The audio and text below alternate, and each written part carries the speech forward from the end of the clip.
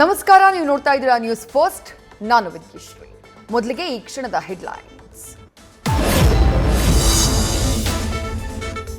ಸಾಕ್ಷಿಗಳನ್ನ ಮುಂದಿಟ್ಟು ದರ್ಶನ್ಗೆ ಸಾಲು ಸಾಲು ಪ್ರಶ್ನೆ. ಪೊಲೀಸರ ವಿಚಾರಣೆ ವೇಳೆ ಥಂಡ ಹೊಡೆದ ಚಾಲೆಂಜಿಂಗ್ ಸ್ಟಾರ್.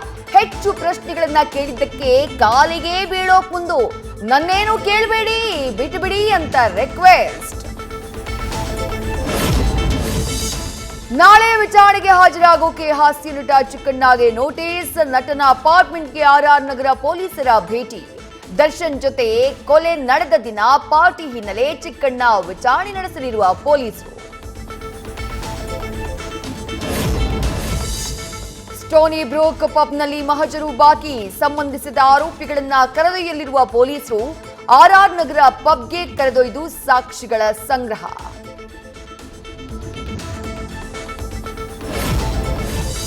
ಮೈಸೂರಿನಲ್ಲಿ ದರ್ಶನ್ ಮೀಟ್ ಆಗಿದ್ದ ದೀಪಕ್, ಕೇಶವ್, ಕಾರ್ತಿಕ್, ನಿಖಿಲ್ ಇವತ್ತು ಆರೋಪಿಗಳನ್ನ ಕರ್ಕೊಂಡು ಹೋಗಿ ಮಹಜರಿಗೆ ಸಿದ್ಧತೆ.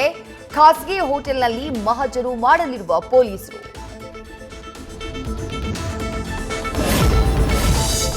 ಪದೇ ಪದೇ ಸ್ನೇಹಿತರನ್ನ ಬದಲಿಸ್ತಾ ಇದ್ದ ದರ್ಶನ್. ಕಷ್ಟದಲ್ಲಿ ಕೈ ಹಿಡಿದವರು ಅತ್ಯಾಪ್ತರು ಈಗ ದೂರ ದೂರ. ಕುಟುಂಬಸ್ಥರಿಂದಾನೂ ಅಂತರ.